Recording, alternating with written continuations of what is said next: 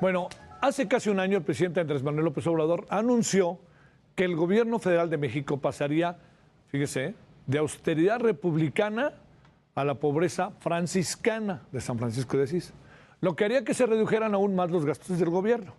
Pero, ¿qué cree? Una investigación muestra que no va por ahí el camino. Yo sé que cuando digan que es Mexicanos contra la Corrupción, todo eso van a aparecer muchas variables, pero una investigación de Mexicanos contra la Corrupción pone en evidencia, habrá que ver qué se dice ante ello, porque esta es una información que se va a conocer, habrá que ver cómo se responde a ella. Bueno, pone en evidencia que el gasto público del 2022 fue el más grande registrado en la historia de México.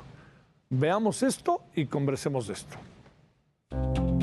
El gobierno federal gastó 520.765 millones de pesos más de lo aprobado en 2022. Este aumento de 7.2% con respecto a lo que originalmente fue votado por la Cámara de Diputados hizo que el gasto del gobierno de 2022 fuera el más grande que se tenga registro en la historia de México. El presidente Andrés Manuel López Obrador ha presumido en diversas ocasiones tener un mejor manejo de las finanzas públicas que sus antecesores.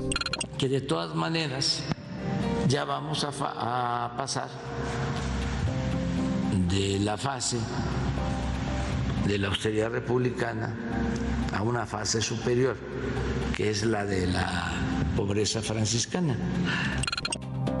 Pero desembolsó 7.6 billones de pesos. Las secretarías con mayores ampliaciones presupuestales por el aumento del gasto y reasignaciones fueron la Secretaría de Energía, la Secretaría de Hacienda, la Secretaría de Turismo y la Secretaría de Gobernación. Además, la Secretaría de la Defensa tuvo un aumento porcentual del 36%. Aún con el mayor presupuesto de la historia, el actual gobierno federal recortó recursos a las instituciones de salud y la seguridad pública civil. Destinó menos recursos a servicios de asistencia social integral y al fortalecimiento de la atención médica. La Asociación Mexicanos contra la Corrupción y la Impunidad solicitó información al respecto. Le fue negada. La justificación y detalle de las reasignaciones de la Secretaría de Salud sobre estos recortes declararon reservada la información. Y sin el pleno del INAI completo, hoy no se conoce esa información. Y para la austeridad republicana, ¿no alcanzó? Los datos de la Secretaría de Hacienda y Crédito Público mostraron que el mayor gasto fue por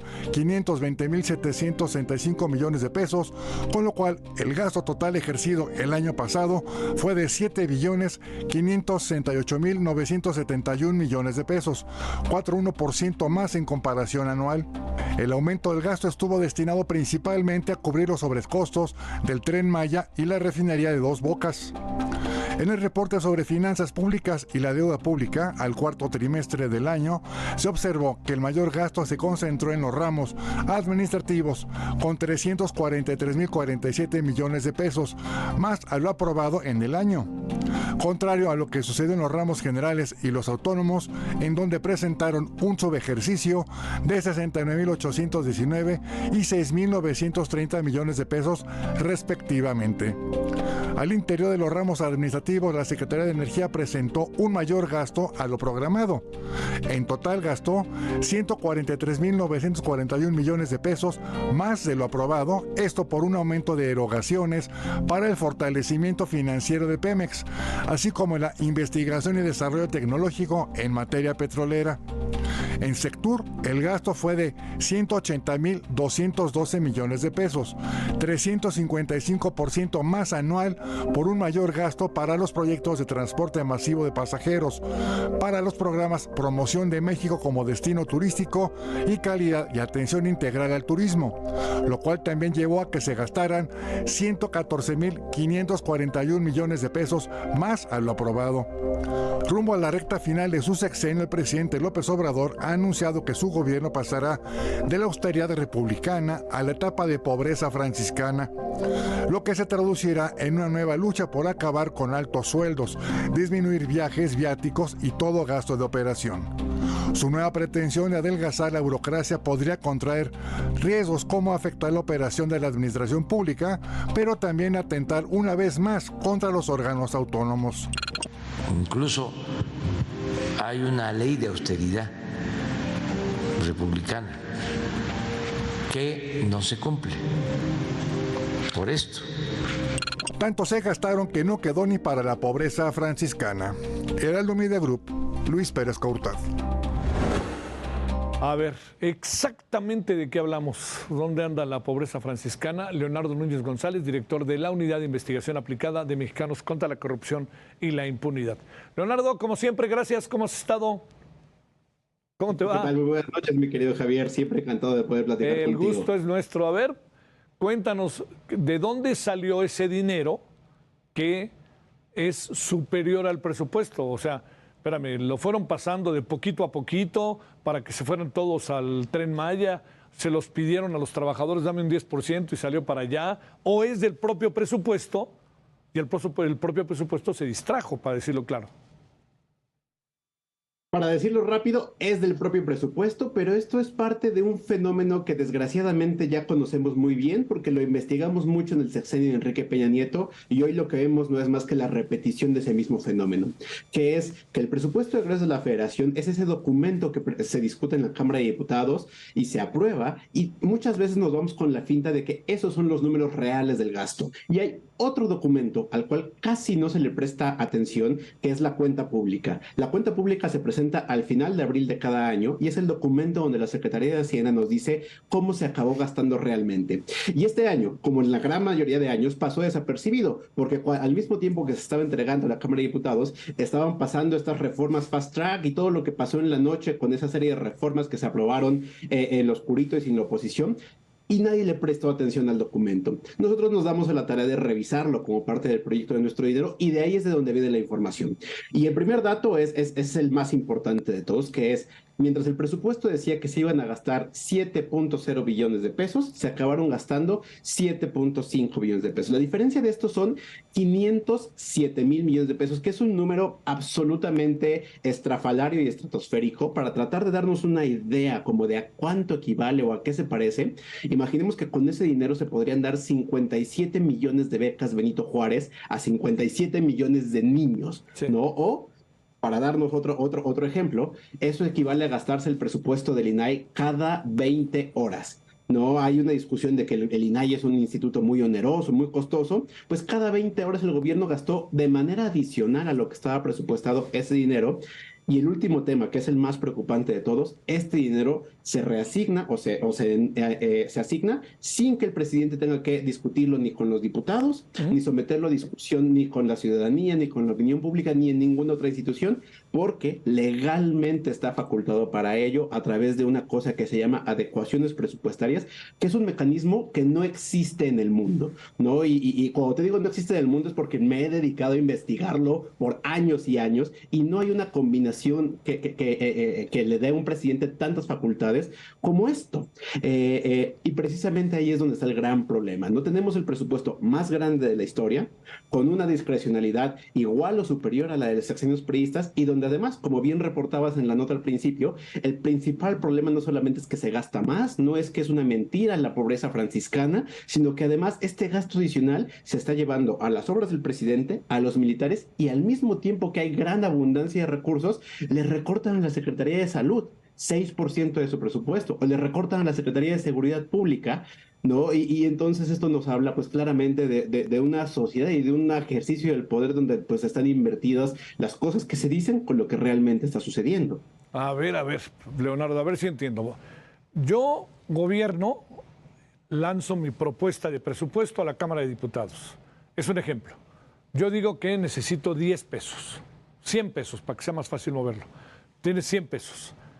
Y de esos 100 pesos, me excedo y de otra manera pido más o sale más dinero, o sobre esos 100 pesos empieza el relajo.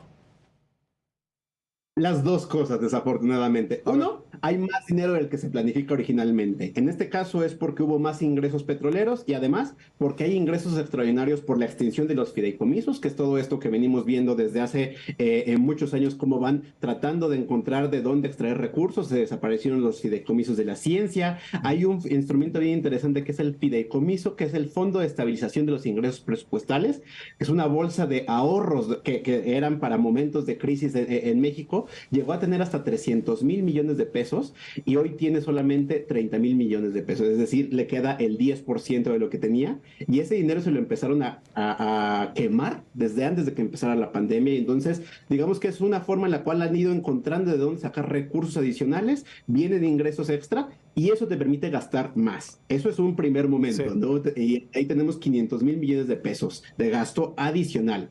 Y hay un segundo fenómeno que también nos lo revela la cuenta pública, que es que se gasta diferente. Es decir, el Ejecutivo tiene el poder de mover el dinero. Y cuando vemos el 21% del presupuesto de la Federación, que otra vez son números que son absolutamente alucinantes, porque es 1.1 billones de pesos, acabaron en un lugar completamente diferente al que estaban originalmente presupuestados, y esto también se hace con la facultad que tiene el presidente para aprobarlo. Y es como acabamos con estos casos que son abiertamente escándalos. Por darte un caso muy particular de cómo se ven estos fenómenos, imagínate que el programa de vacunación de la Secretaría de Salud, cuando nosotros veíamos el presupuesto de la Federación, se le aprobaron 30.3 millones de pesos. Cuando revisamos la cuenta pública, descubrimos que lo que gastó realmente fueron 7.5 millones de pesos, 75% menos de presupuesto en el Programa Nacional de Vacunación, ¿no? Y esto fue esa modificación del presupuesto. Entonces están pasando las dos cosas. El gobierno está gastando más, el gobierno está moviendo los recursos y lo está llevando todo a las prioridades del presidente, dejando descuidadas el resto de cosas que, pues claramente no le importan. Y no le importan porque lo vemos en los pesos y los centavos, porque política que no tiene presupuesto no es prioridad. No es prioridad. Oye, es ciertísimo eso, ¿eh? A ver, dos asuntos, Leonardo. Uno, el presidente ponderaba, miren lo que nos hemos ahorrado con las medicinas. Y habló de 40,000 millones de pesos. O sea, ¿qué quiere decir? Que se ahorró ese dinero, pero pregunto, ¿no se invirtió ese dinero en medicinas o qué fue lo que pasó o cómo se justificó el gasto en materia de medicinas? Que perdóname, un país de 128 millones de habitantes como el nuestro, pues perdóname, con las características que tenemos, termina enfermo a querer o no, pues no es que no queramos, sino hay muchas desigualdades, ¿no? Absolutamente. El gran problema que tenemos es que estas disminuciones al gasto y estos ahorros que presume el presidente, uno, tienen consecuencias, ¿no? En el caso del sector salud, pues vemos el desabasto y vemos la situación en la que se encuentra el sector médico. Y dos, esos ahorros se invierten, por decirlo de alguna manera, en las prioridades del presidente. Por darte un dato, imagínate, en 2021, por ejemplo, la Secretaría de la Defensa Nacional tenía un presupuesto aprobado por los diputados de 116,000 millones de pesos.